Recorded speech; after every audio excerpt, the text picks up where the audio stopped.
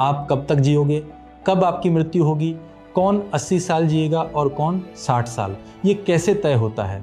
सनातन धर्म इसके पीछे एक बहुत गहरा रहस्य बताता है। हमारे जीवन की अवधि केवल शरीर की ताकत से तय नहीं होती, बल्कि हमारे प्रारब्ध कर्म से तय होती है। कर्म 3 प्रकार के बताए गए हैं: संचित, प्रारब्ध और क्रियमाण। संचित कर्म यानी अनेक जन्मों का जमा हुआ कर्म भंडार, उनमें से एक छोटा हिस्सा इस जन्म में अनुभव करने के लिए चुना जाता है, जिसे प्रारब्ध कहते हैं। और यही प्रारब्ध आपके जन्म, परिवार, परिस्थितियों और जीवन की अवधि को प्रभावित करता है। अब यमराज को समझो। लोग सोचते हैं कि यमराज मृत्यु के दिन आते हैं, लेकिन योग की दृष्टि से यमराज एक ऐसी शक्ति है जो आपके कर्मों के फल को एक निश्चित समय सीमा के भीतर भोगने का नियम तय करती है। मानो आपके पास कर्मों का एक खाता है जिसे इस जीवन में पूरा करना है।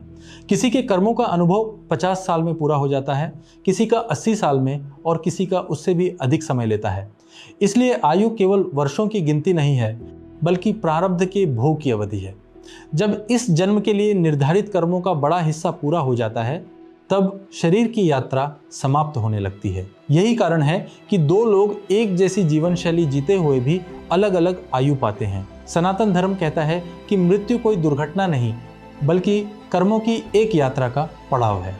इसलिए आयु बढ़ाने से भी ज्यादा महत्वपूर्ण है अपने कर्मों को जागरूकता से जीना, क्योंकि अंत में सवाल ये नहीं होगा कि आप कितने साल जिए, सवाल ये होगा कि आपने अपने प्रारब्ध को कितनी समझदारी और चेतना के साथ जिया।